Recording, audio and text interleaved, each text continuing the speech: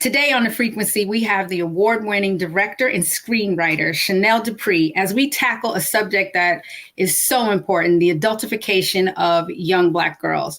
With her new film called You Think You're Grown, perfect title, we talk about how it affects Black women and dismantling the system, right here on The Frequency, as it starts right now.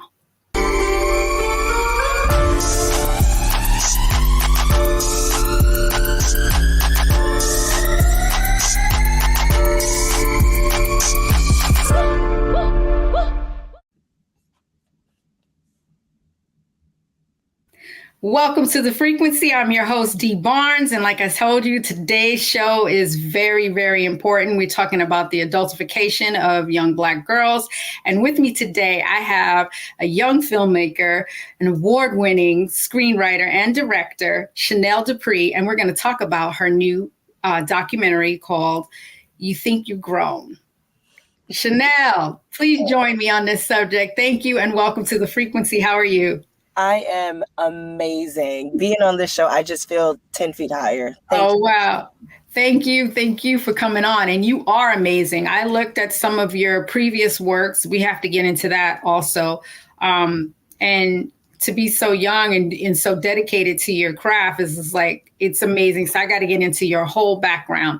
First, where are you from? Let's just start there. Where are you from? And tell me about you growing up. And what transitioned to make you want to be a filmmaker? So I grew up in Brooklyn, New York, born and raised, Brownsville specifically. Okay. So if anybody knows about Brownsville, even Brooklynites don't go past my block. It is Pride Rock, okay? It is very, very tough, very community-based. And the moment I saw Eve's Bayou at 8 years old. Something happened internally. It was that movie, and it was The Women of Brewster Place. And something moved within me, and I was like, I want to do that. I didn't really quite understand, raised by a single mother. She's a working class woman. I was just like, I don't really know how to do that. At the same time, I was understanding that poetry was becoming a language of mine, a way for me to express myself through the ebbs and flows of just like Black girlhood. And so around 19 years old, I started to take on the career as a performance poet. And within that career, it was nice. It was fun. I was performing and, publishing poems, but I would find myself seeing scenes. Like I'm writing the poem, but I'm like, okay, what about this act? And what if they move over here? And what if that happens? And one of my last fellowships I did, it was called Winter Tangerine. I had a poetry exercise and I wrote a script instead. And I was like, okay, I need to stop denying this thing. Like, do it. And I saw an interview with Ava DuVernay, love her. And she was just like, I was 35 years old and I picked up a camera. And the rest is history, because I just had always wanted to do it. And so I wrote my first film, and the rest is history. Wow. What was your first film you wrote? Shoulders. Shoulders. So Shoulders was the first one. Okay. Give us a little bit of background about Shoulders. So Shoulders is a little bit autobiographical. It follows the life of this young lady who's just got into a really bad argument with her mother, and she goes to her best friend's house, and we see this community and this love between these two platonic figures. And it was dedicated to my best friend and the Black women in my life that have picked me up and poured into me when I felt like I didn't have anything left. And that was my first film, and I had no idea what I was doing. How did you walk us through like how you made the process? Like how do you take, did you go to film school? So there is a place in Brooklyn. It's called Brick Arts Media. I did a couple of screenwriting classes there. I did some, directing classes, understanding shots, understanding how to communicate on a set. So once I understood, okay, this is what I'm going to do. I'm going to go for it. I was like, let me perfect this craft. I don't want to just walk in and be like, I'm going to be a filmmaker and know nothing. There's still so much learning, but I was like, let me get some of these tools first. So I took a couple couple of screenwriting classes, a couple of direction classes, camera classes to understand. And I'm in my sister's apartment in Virginia, and I just start writing. Mm-hmm. And I hit up my friend, Kiara Armony, a dope filmmaker. And I'm like, I just wrote a script. Can we shoot it? And then I grab all of my friends who are all actresses who really needed a reel and material to show. And we just did it for $300. Wow. 2 days. Yeah. And shot in how many days? 2 days. 2 days. Yeah, Okay. we used our two friends' apartments that allowed us to use it for free. Community. That's right. And it reignited the purpose of the film. That so many Black women came together to allow me to film in their house, and I'm making a film about this beautiful friendship. So that is amazing. Oh wow, what a blessing. Okay, so once the film was done, what did you do then? So right after the editing process, I said, okay, I want to get this out to the community. So I started planning different screenings around Brooklyn. And from there, people started acknowledging the film and also acknowledging me. And I did a lot of panels to discuss the film.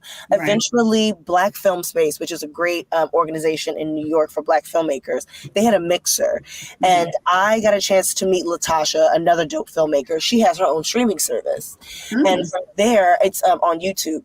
And from there, I sent her the film. She loved it. And my first baby was able to be on streaming, but I took it around for about a year for different screenings. I had no idea about like film festivals. Right. It was a learning process. That's dope. All of it. And I don't regret it. I like that I kind of just dove into it and just said, okay, I'm just going to learn this crazy thing. And it turned out to be so beautiful. Right.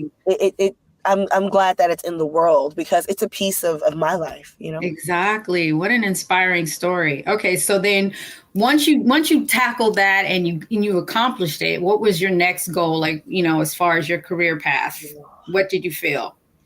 And this was very difficult for people to understand. Once I stepped into the directing and writing side, I said, okay, now I want to be all the other roles. I want to know what the PA does. I want to know what the PA does. Because a lot of people want to sit at the head, but the rest of the body is very necessary. The head can't move because the body's dead. So I was like, I want to learn what it's like to be a PA, a script supervisor. I want to do first AD work. I want to do that. So after Shoulders, I made a conscious effort to be on so many other sets. Right. I was either running to get props or helping out with art, like anything I can do. So that when I did step back into the film that I wanted to do, my next film eventually, I could know exactly what I'm asking for and exactly what the requirements are because I've worked that job. And that is so important. Let me share this with you. I worked at I actually had a video production company with my husband, you know, who Ricky Harris, the comedian. Oh my God. Yes. He passed away in 2016, but we had a production company called Eastside Entertainment. And I did the same exact thing you did. I took on all the roles just to see how the process worked, you know, with the PA all the way down to, you know, directing, even storyboard, because I like to, you know, do drawing. I like to sketch. So that's a great way to know. And you said something key. It's about knowing what you're asking for. Mm-hmm. That is so key with that. So I'm glad you did that. And it helps you, you know, evolve and develop your story. It does. And it helps you develop your execution as a leader. Right.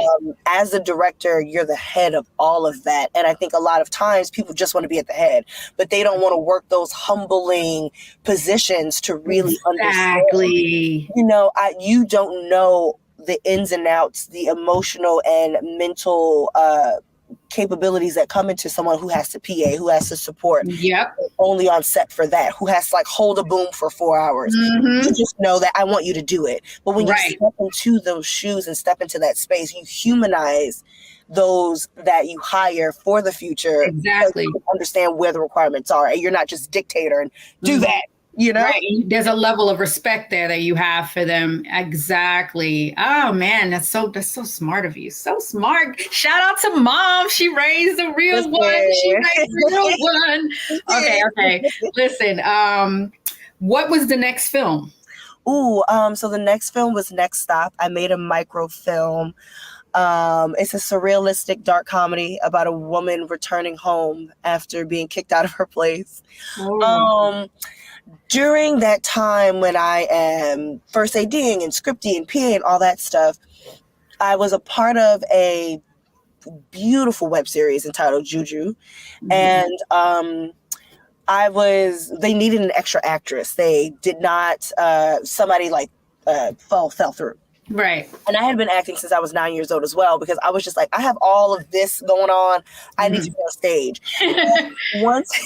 Once writing took over, I did kind of put acting to the side, because I was like, oh, this is what I really should be doing.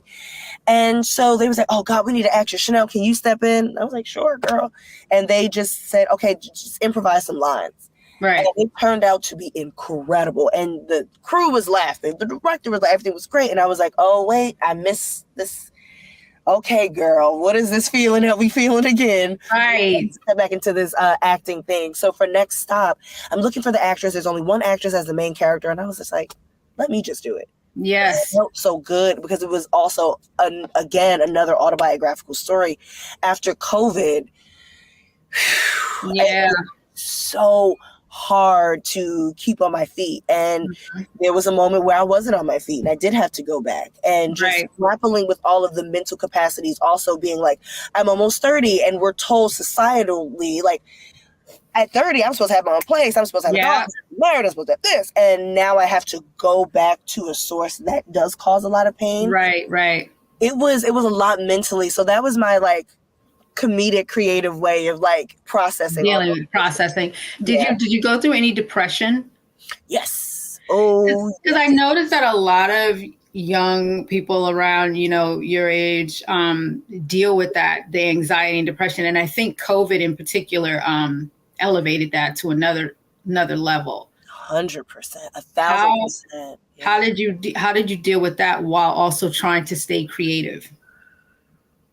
So I'm a person, a lot of times people create from the wound. I can't create it unless it's been healed, or at least I've found the medicine to heal it. Ooh. So in the middle of the depression, I leaned heavily on meditation, heavily on prayer. I have a therapist that I go to every day. Right. And my friends, honestly, because we were all dealing with it at the same time. We're all worried about, are we going to die? It was people our age dropping like flies. Yes. Are we going to make it? I have a lot of immune deficient friends. They're worried. So we all had a group chat where we were able to just spew out all of our sadness. Mm-hmm. And honestly, between therapy, meditation, I did some running that really helped. Right. Self-care. Self-care. The bottom line is self-care. And not running away from that feeling. And not running away from it and facing that. Well, that's what we're going to get into next. We're going to take a break first, but we're going to talk about not running away from the fact that young Black girls and the adultification. I mean, this is something, like I told you, your title, You Think You've Grown? We're going to get into that when we come back right here on The Frequency on the Black Star Network.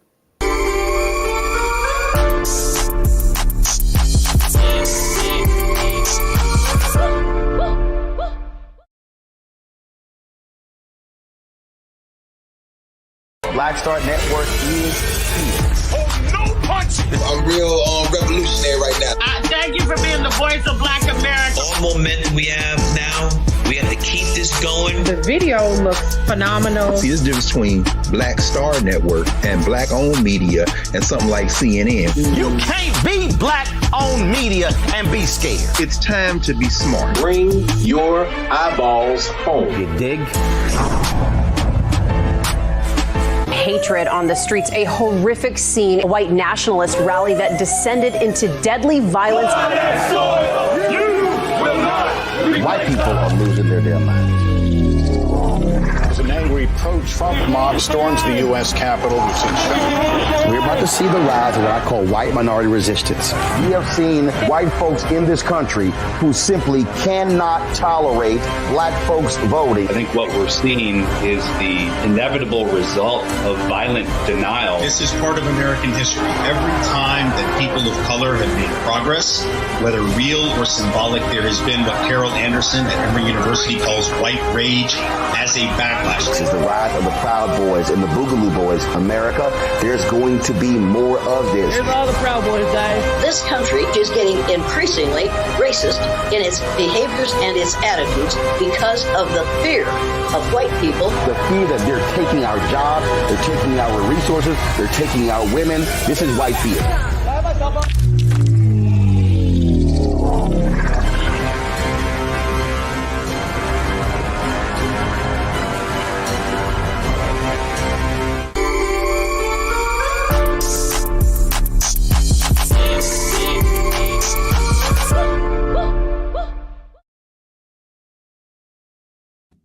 Welcome back to The Frequency. I'm your host, Dee Barnes, and we are still talking to my guest, Chanel Dupree, about her new film, her latest film, You Think You Grown. And it's about the adultification of Black girls. Chanel, join me, please. Yes. First, before we even get into this, because I really want to break down this subject matter.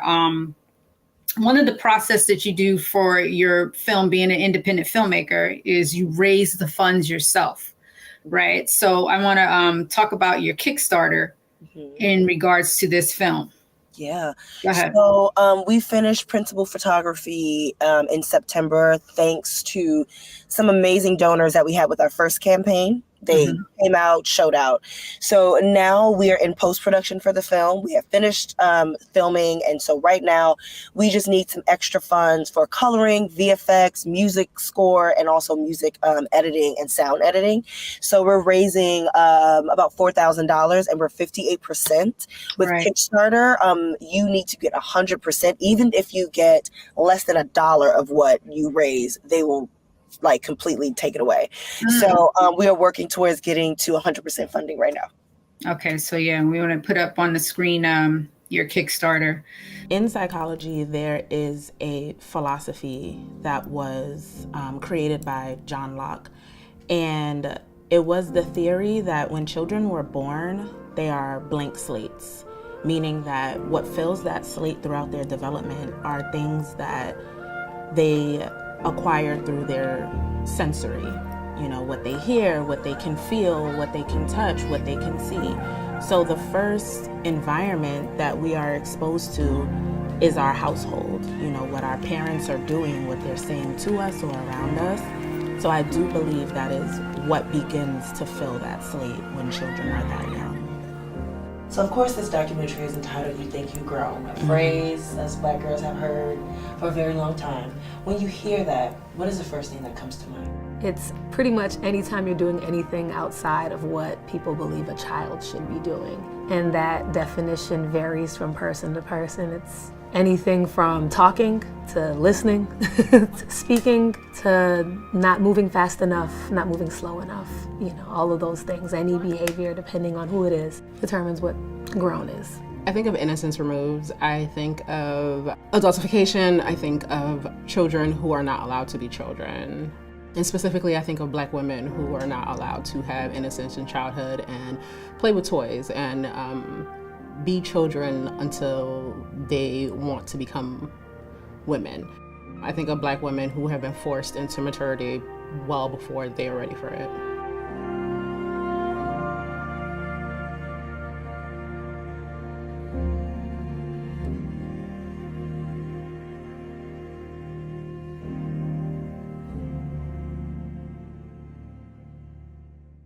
Now, we left off in the last segment about facing those fears. Let's talk about first what inspired you to do this documentary, because I mentioned to you earlier, the subject matter was it hit close to home. It was something that easily resonated with me, and I think a lot of Black women also. So I want to let you just speak on it. You Think You Grown, which was the perfect title. Thank you. Oh, wow. I'll start from the concept and then the title. Right. So I'll take us back to 2014. I'm 20 at the time, and there's a viral petition for begging Beyonce to straighten Blue Ivy's hair. Oh, I remember that. You remember that. Yeah. Because we got 20,000 signatures. Mm-hmm. And this wasn't just a conversation that was happening online. It was in the beauty supply. It was in a beauty shop. It was in a barber shop. Like, damn, when is Beyonce going to shape my hair? I'm like, I know. 24 months ago, she was not, her enzymes did not come together to make her. You know what I mean? You know? Why were we so concerned with her hair in the first place? Because you are a Black girl and you have to look and present exactly the way we want to. And it just, so that was the first moment that I felt that feeling I told you about, right? Right. 3 years. At this point, it's 2017. I'm in therapy and I'm teaching at the same time. So now I'm like healing my inner child. What are you teaching? So I was at PAL. After school, I was teaching poetry and creative writing. Okay. I was just curious. Go ahead. And so I'm healing my inner child, but then I'm in the midst of children and I'm in a school where adultification just rings open. And I'm watching, and this is the first time I grew up in predominantly Black areas. So up until college, I went to school with predominantly Black kids. Right. 90 to 95% Black kids. So I had never experienced having white students, pairs with me, white teachers, of course, in that experience, which we can get into later, but never just the peer-to-peer. So I'm watching and I'm listening the way administrators are talking about these Black girls. Oh, wow. Girls. And I'm floored, Dee. I am like, are you kidding me? Because I'm also learning how precious and how valuable that childhood is and how it never leaves us and it affects everything. Right. So from that day, I started researching. And for 5 years straight, there was a Georgetown research that came out about the adultification of Black girls.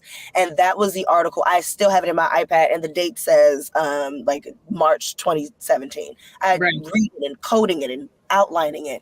And the title, I'll admit, with titles, sometimes it comes to me very late, but this was the only one that came super fast. Right. A lot of times as Black women, we have to share a lot of the space when we talk about oppression. You know, we can't say Black women, we gotta say Black people because we can't, forget Black men. And then we can't say Black woman because we gotta say woman of color because I am not a woman of color. I don't know that experience of a woman. Right. No, the Black woman's experience. And so what you think and adultification does affect other races of women. It affects Black men. But I wanted, from the moment that my audience read the title, to know that it's intentionally, specifically for you. Right. Because we don't get that. No, we don't get that. And thank you for that. Just the fact that, you're focusing on us, because let me read this. This is one of the things that I researched about in that subject. And these are things that I've heard before, but they were saying that Black girls need less nurturing, less protection, less support, less comfort, which broke my heart when I read that. I was like, I had to read it, 2 or 3 times. I was like, comfort. Okay. I know that they feel that we're less, notice I said we, send me back to my childhood, less innocent, more adult-like, which in turn gets us into the adultification. And they meaning Black girls, know more about adult topics. They know more about sex. They are more independent. I'm going to stop there. That's enough right there on the plate. I mean, the fact that Black girls there's complete erasure of their childhood. Yes. I asked a beautiful woman, Uchechi. She was on the Grapevine TV. If any of you guys have ever listened to that show, she is dynamic. She's a cultural analyst. And I knew, because I've been working on this for so many years, I knew some of the women that I was going to pull in for this. And I asked her about the transition into womanhood. And she was like, there is no transition. I don't remember when there was a moment where, okay, this child innocent part of you has to now transition into this. That never happens. Like, she was like, I was catcalled at 10. Right. My men in their 40s. What transition am I experiencing from that? A lot of times with research that I did find with adultification, they started in school. I wanted to start at home because before we are chastised at school, it happens at the house. Wow. You know what I mean? It starts even innocently as a little girl dancing and her hips. You know, I just got this body and I don't know what to do, so I'm just gonna move with it. And it's you being grown, you being fast, you're being tantalizing. Right. Or the thing I found interesting too, especially raising my own two daughters, was policing what they wore. Because if it showed too much or if it was too short or, I didn't want them attracting the attention of some grown ass man. You know what I mean? So I found myself like in a battle about what kind of clothes they had on, what showed too much. And then God forbid, young Black girls, when they start puberty hits, developing, because this is like you're saying, getting catcalled at 10, which is disgusting and terrifying. Yeah. You know what I mean? I'm so glad that you said that, Dee. While we were doing some of the pre-interviews, so before we shot, I did some pre-interviews just to get an idea of what some of these women were going to bring to the film. And my casting director had put a cast out for some of the children that we see as B-roll. And a principal was like, I am so moved by this. I don't know if you have all the people yet that you would like to film for the documentary, but I would like to speak to my experience. She's a principal in Memphis, and she's taught at a predominantly Black school, predominantly white school. And we spoke about policing versus protection. And what the fine line is between that. Because as women, especially as Black women, we were just born into this patriarchal world, this misogynistic world, and we're just trying to navigate it the best way we know how. Plus with the intersection of, race and gender. I mean, that takes so much, because even in the documentary, we start out with identifying what is a child, because I find that adults don't even understand the comprehension of a child. This child is not intentionally trying to be seductive. Yeah, you know what I mean? Like, they're just dancing to Cardi B. And if you find a child seductive, something is wrong. Hello. And that's something internally with you. And we talk about doing the work. So we start with like what is a child and what is a child's comprehension. And then we get into intersectionality. Because of course, it all stems from slavery. It all stems from our humanity, our childlike being stripped from us, because we were seen as working the land just as the adults were. Right. So it has just trickled all the way down through the Mammy, Sapphire, Jezebel archetype, all the way till now. And she was talking about how she would, tell girls, okay, don't wear that, and don't do that because you're going to attract this. This is the principal you're talking about, right? And she's just like, there's so much reworking she's had to do, but internally first. Because I can't rework it with you if I still have these internalized thoughts. Right.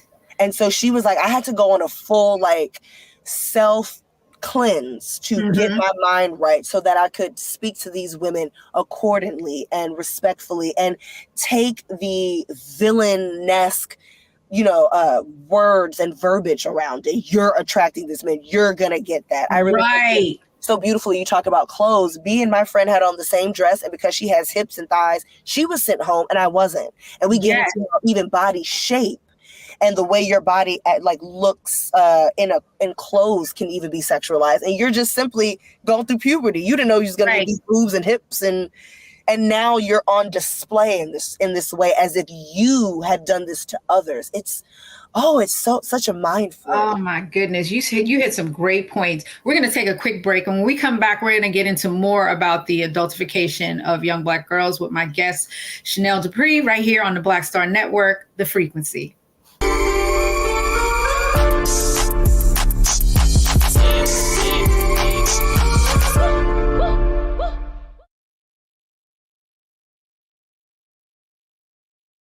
When you talk about blackness and what happens in black culture, we're about covering these things that matter to us, speaking to our issues and concerns. This is a genuine people-powered movement. There's a lot of stuff that we're not getting. You get it, and you spread the word. We wish to plead our own cause.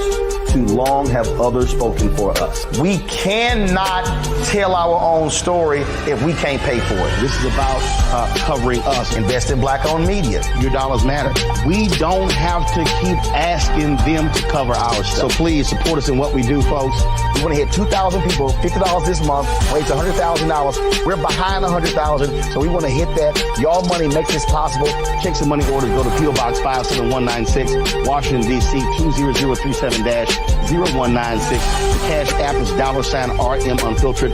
PayPal is R Martin Unfiltered. Venmo is RM Unfiltered. Zelle is Roland at RolandSMartin.com. Black Star Network is here. Oh, no punch! I'm real revolutionary right now. Thank you for being the voice of Black America. All momentum we have now, we have to keep this going. The video looks phenomenal. See, there's a difference between Black Star Network and black-owned media and something like CNN. You can't be black-owned media and be scared. It's time to be smart. Bring your eyeballs home. You dig?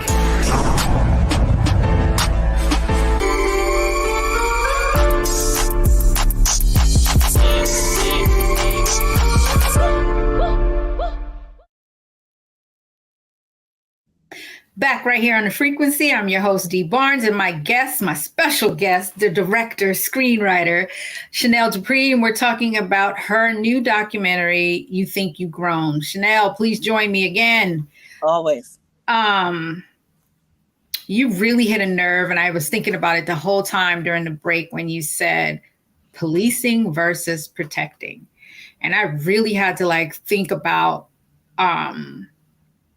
back when I was raising not even my own childhood, even though some of those thoughts came in, but with my two daughters and how, did I even strike a balance? Or was I being too protective, or was I being too much policing? Let's talk about that more. Like when you talk to the kids in the documentary, what were some of the things that you focus on without giving too much away, because I really want people to see this? Yes. So I was able to cast 3 incredibly beautiful teenage girls, and I sat with them because I was like, I can't have this documentary where I'm saying listen to the youth and I'm not speaking to no youth. Right. And I just allowed them the floor. And one thing that we spoke about, of course, I asked them about the phrase, have they ever heard it, their experience in schools, but I also gave them the opportunity to let us know what we can do to ensure that they continue to have their childhood, that other Black girls can have it as well. And the main thing they said was listening. Listening and understanding not even their words, but understanding that you may be interpreting my words because of patriarchy, because of misogyny. Right. Because I am a Black girl that lives in this skin, in this space, in all of it, because sometimes they ask us to choose between one or the other. Right. Not. Plot twist. Plot twist. Okay, but go ahead. Okay. I love it. Their main thing was listening. One of the examples they had so beautifully you said about clothes was, they're like, I so innocently just want to wear these shorts because I like my legs and it's hot.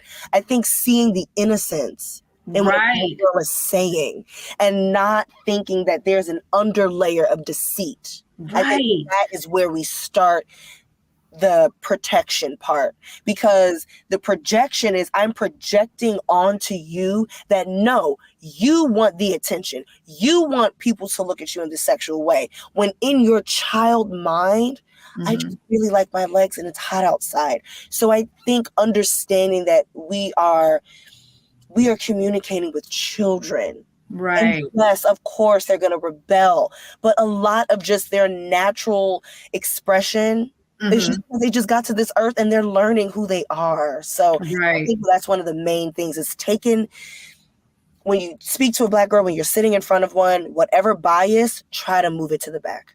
Try to move it to the back. That's deep. That's deep. Yeah, you're giving me a lot to think about as far as like, I mean, I've done some teaching myself from preschool to 5th grade. Oh, beautiful. Art, but I still had a classroom full of, girls and boys, predominantly Black school, private school. So I'm thinking about, and they had uniforms. So everybody was, but still skirt, how high, shirt, how, this, that, and the other thing. But that really stuck out to me, this policing versus protecting, because I really question now how much of it that I do, and then how much of it is done to Black girls in general. Because I know, for example, a lot of Black girls, in particular in school, they get dress coded. And, maybe other students, Latino, white students, even Asian students, they have on the same outfit maybe, but it's perceived differently on a Black girl, or maybe they're developing fast and it's just, but it's really something internalized within the person that's doing the policing. Exactly. So many of these women, and I watched them even in the pre-interviews when I asked them, they were like, oh God, I have to go back and think. Like I watched them go back to their 12-year-old selves. One beautiful woman, Dr. Nikki, I spoke to a lot of therapists. She's one of them. And she is specific in sexual trauma therapy for Black women. Right. And she talked about when she had on uniform, and because she got a booty, it hiked up in the back. Yes. She had to kneel on rice her whole class period.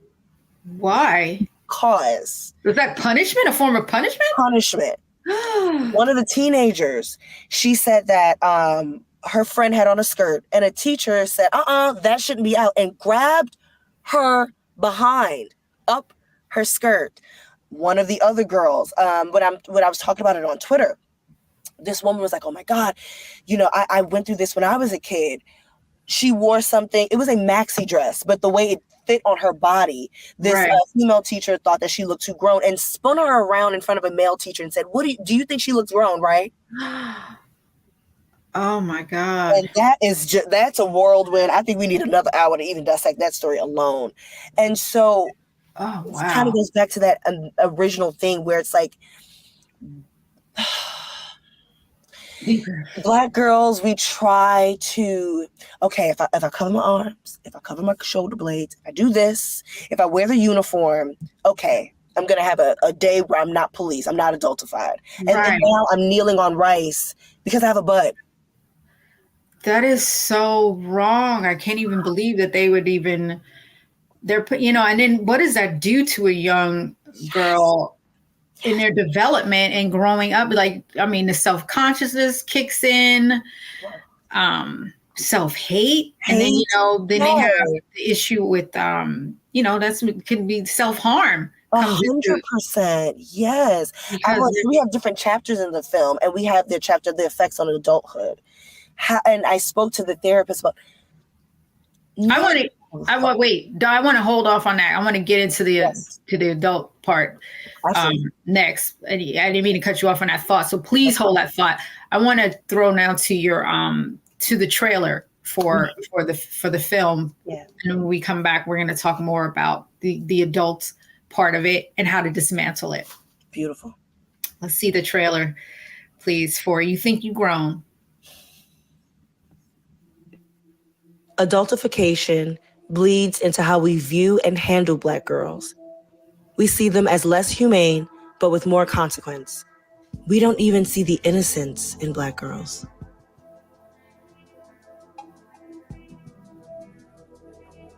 When I got to high school, and that was the first time I was going to take the train, and my mother was like, do not smile on the train. I was like, well, why can't I smile on the train? And she was just like, someone will take something from you. I won't see you anymore. You have to keep this armor over you that lets people know, I don't like you. I don't want you around me. Get away from me. I'm not inviting. I'm not warm. I am not gentle. Get away from me. And that armor stays with us well into our adulthood. And it rarely ever protects us. I'm saying, you're hurting me really bad, bro. Please get off of me. And she's still standing there letting this happen. Like, exactly. I hate you. It already, I hate you. I swear to God, I hate you. I swear to God, I hate you. I swear to God, I hate you, bro. You're the worst teacher ever. You get me taken out of here because I want to apologize. Because I want to apologize. You started yelling at me.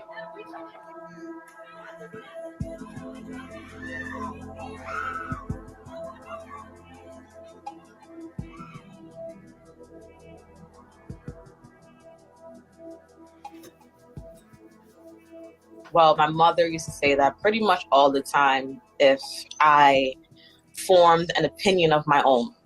It didn't matter what it was. If I didn't want to wear an outfit that day and I didn't feel like hugging someone or talking to someone, you get the automatic, oh, so you think you grown? The lack of empathy that we have for Black girl children is a direct correlation to the lack of empathy that we have for Black women. And we see it in our lives and in the media every single day. So you think you grown? Oh, you think you grown? You think you grown? You grown?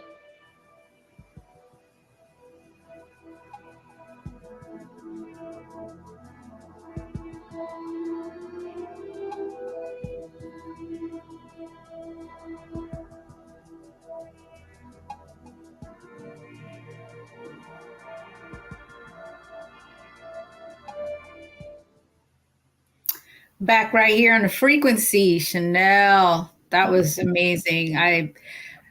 Congratulations. So that's the bottom line. Congratulations. This is going to be a great documentary. And I'm excited that you have the Kickstarter to help, finish the film.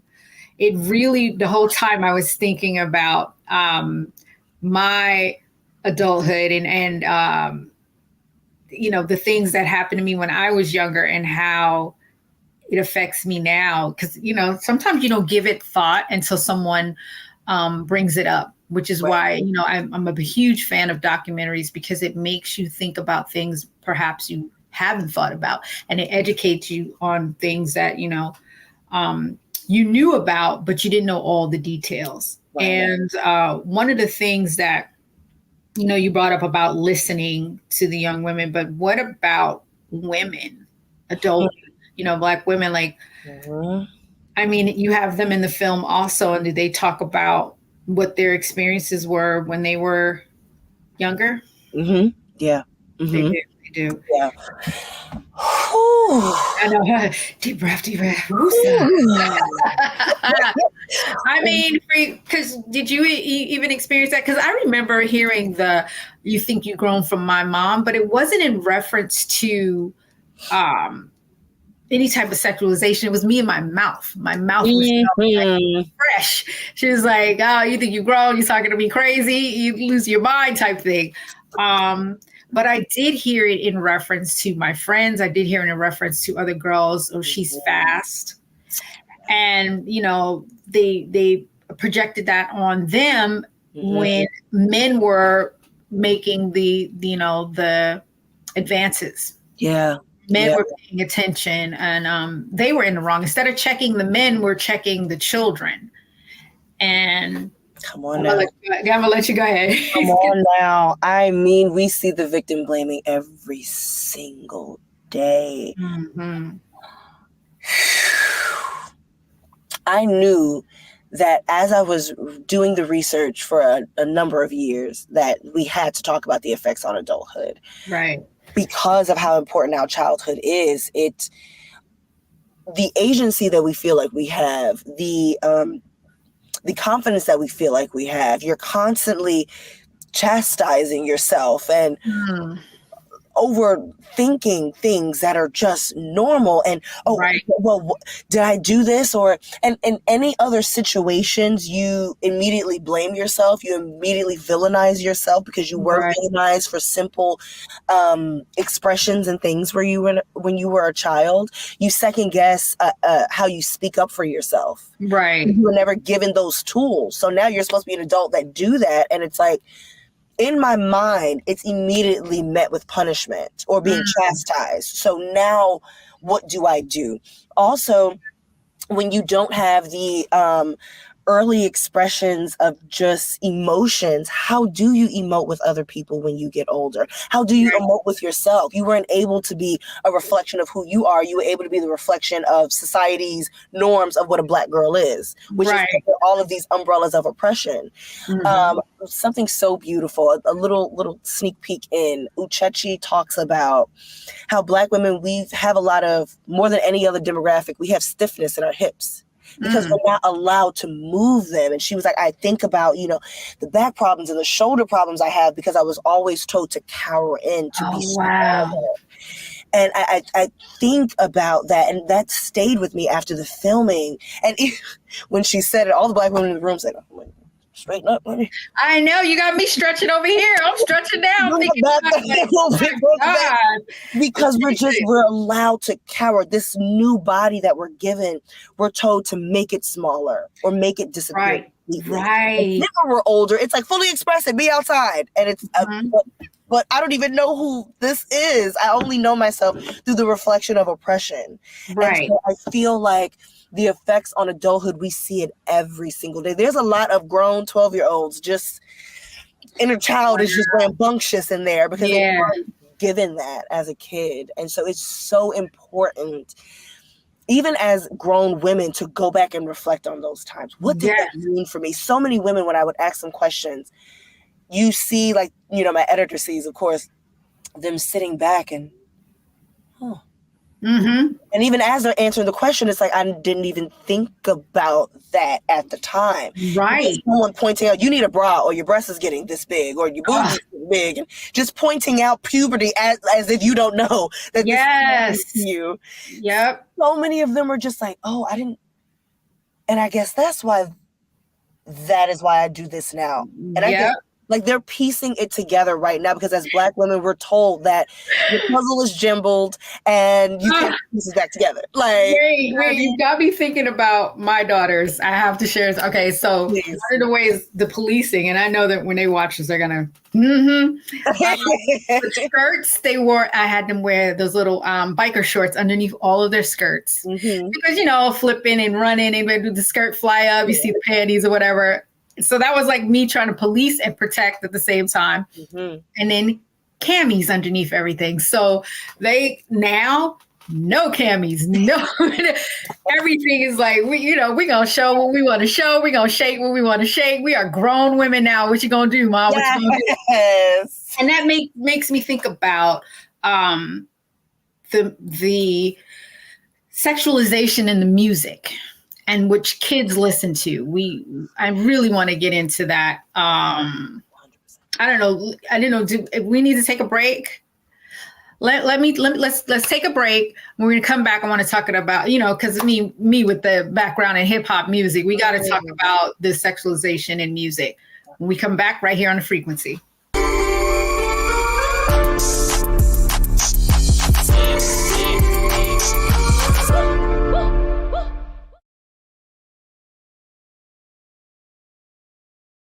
Hi, I'm Dr. Jackie Hood Martin, and I have a question for you. Ever feel as if your life is teetering and the weight and pressure of the world is consistently on your shoulders? Well, let me tell you, living a balanced life isn't easy. Join me each Tuesday on Black Star Network for A Balanced Life with Dr. Jackie. We'll laugh together, cry together, pull ourselves together, and cheer each other on. So join me for new shows each Tuesday on Black Star Network, A Balanced Life with Dr. Jackie.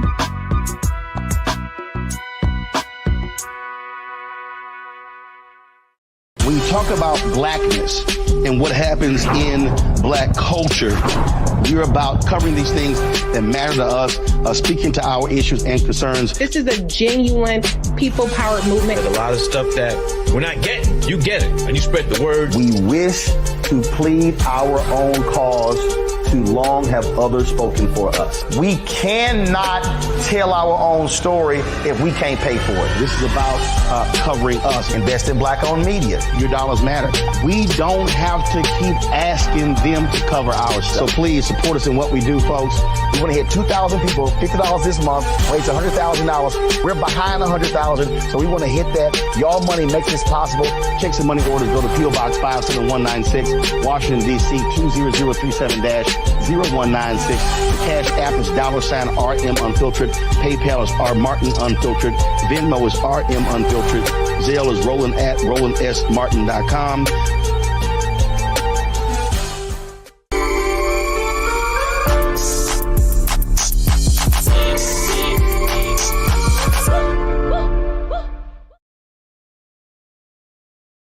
Back right here in the frequency. I'm your host, Dee Barnes, and my guest, Chanel Dupree. Chanel, join me, please, because we're running out of time, and I really want to make sure we hit all of these marks before we go. We left off about the sexualization, in music. In particular, I'm thinking hip hop because it's my background. Do you tackle that in the film also? Do you talk about that, the influences? Mm-hmm. We talk about the influences of music, of also social media, because that's a big thing that the kids right now. I didn't even think about that. And as we see, they're like bots, specifically bought to spew out hateful messages about Black women now. Mm-hmm. And the babies are scrolling that even more than they're listening to music. So we definitely get into the sexualization that's within music, because, you be bopping and you're like, no, wait a minute, did he just... Right. That was violence against a woman. Yeah. Well, that's the misogyny part. I mean, specifically, I'm talking about I'm not going to mention any artists, but you know what I'm talking about. The whole, I mean, we've had it for the longest, the shaking ass music, whatever you want to call it. Yeah. But when little girls see that and then, they imitate it, then is that part of them being adultified, basically, right? Adultification. I mean, that's probably like a whole nother other show. We got to get into it. You might have to have you come back. Absolutely. I have to send you the film. We have to come back. The film and have you come back, and maybe we have some therapists on with us. Somebody. I would love that. Bring on somebody else, because we really need to go into that deep, because it's not. Yeah. I know there's influences on the children in particular, but it's really what we're focusing on this film is the fact that the world is adultifying Black girls in particular. Yes. And you so beautifully even said it when it comes down to hip hop and just like the music videos that we see, because, they're mimicking exploitative images. You know what I mean? Like, they're not mimicking like an Andre 3000 video. You know what I mean? And there were videos where we saw like the woman where she's being praised and she's being loved on and poured into, and we've all dreamed of being that. But then we have this other side that we see, and it's like, well, if I'm hearing that I'm too grown and too fast, and you're telling me that my body is already asking for this anyway, and I'm not treated as an adult, as a girl, I'm treated as an adult. People don't even say Black girls. They just say young women. Yes. Not that. It's girl and it's woman, period. Mm-hmm. Right. And so if I see this, well, of course I'm going to emulate it. You said I'm grown anyway. You said that's what I was anyway. So I might as well express in that way even further, because even when I'm not doing it, you think that I'm doing it. Right. Exactly. And what is the goal of this film? What is your goal to present this to the world? I want change. I want radical, in-depth self-realization for every single person that's sitting there. I want parents. I want daughters. I want them all to go, ooh, did I say that before?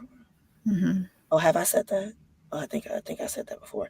But I also want them to feel seen within their humanity and understand that you were just given this language by your mother and your mother and your mother, and she was given it by an oppressor. Right. But I want you to now sit in that and, oh, how do I look at Black girls? How do I look at myself? How do I look at Black women? Mm-hmm. And how does that now reflect on me? Because a lot of times I can hear, some Black women talk really harsh about us. And I'm like, do you not know that that boomerang is... Right. Do you not know? Because it's such a detachment from your identity and from who you are, because we've been told to detach from it since we were kids. Yes. So I really want people to go inward within themselves and figure out better ways to talk to themselves as Black women, also to Black girls and women going forward. And for us to listen. Yes. Which was what your point was in the very beginning. Oh my goodness, Chanel, thank you so much for sharing. This was a very important conversation. I mean, you gave us so much to think about, and I'm really, I'm proud of you. I mean, I know I'm just really knowing you, but I'm so proud of you and what you're accomplishing, and, your filmmaking in particular with this one. I'm going to give my wholehearted support with that. I'm, going to get in there with the Kickstarter myself. And I want to encourage my audience to donate to this, please, because it's such an important subject matter. And I think you're going to enjoy this documentary. Her work is incredible. And, support a young Black sister. This is important, man. This is what we do right here on the Black Star Network. We platform some creative and, have some, incredible conversations. And I just want to thank you for coming on today. This is amazing. And I wish you nothing but good luck. We're going to definitely keep in touch. And I definitely want to have you back on when the film is released, yes, so that we can talk about the conversation. And I hope it, it elevates a national conversation on the, the adultification of Black girls. And thank you for tackling this subject.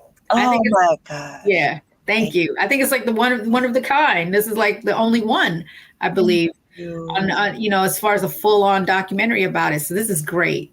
Thank you. Thank you for coming on, Chanel. I appreciate you. I am able to create as a Black woman because of the path that you laid out for me. So I thank you. I am your accomplishment. So thank you. I mean, my phone is blowing up because I have an interview with Dee Barnes. And they was like, Dee Barnes, that's hilarious. Like, they were like, how the hell does she know you? I was like, I don't know. That's hilarious. Well, thank you. And I just now you know me, and now you can't get rid of me because now I got you. I got you. I honor you. I value you so much. Thank you, sis. Thank you, and I honor and value you too. Thank you for coming on.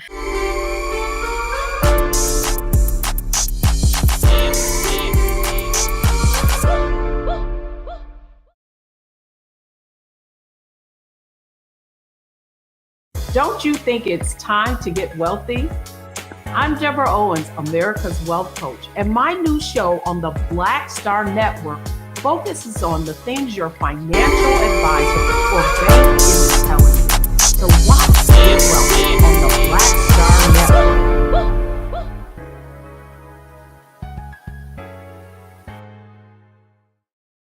Black Star Network is here. I'm real revolutionary right now. Thank you for being the voice of Black America. All momentum we have now, we have to keep this going. The video looks phenomenal. See, there's a difference between Black Star Network and Black-owned media and something like CNN. You can't be Black-owned media and be scared. It's time to be smart. Bring your eyeballs home. You dig?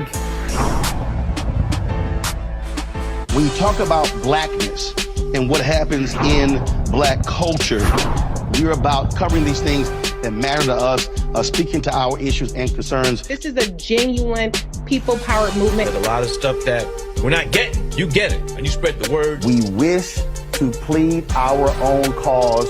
Too long have others spoken for us. We cannot tell our own story if we can't pay for it. This is about covering us. Invest in Black-owned media. Your dollars matter.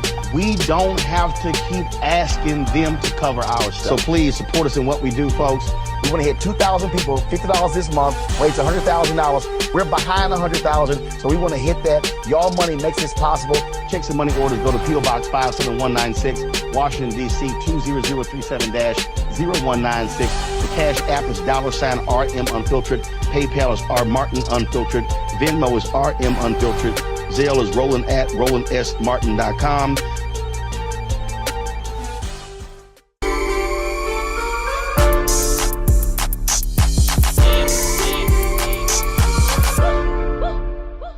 Thank you, my audience, for joining us on The Frequency. I hope that you really, get involved with the Kickstarter and really, support this film, You Think You've Grown, by filmmaker Chanel Dupree.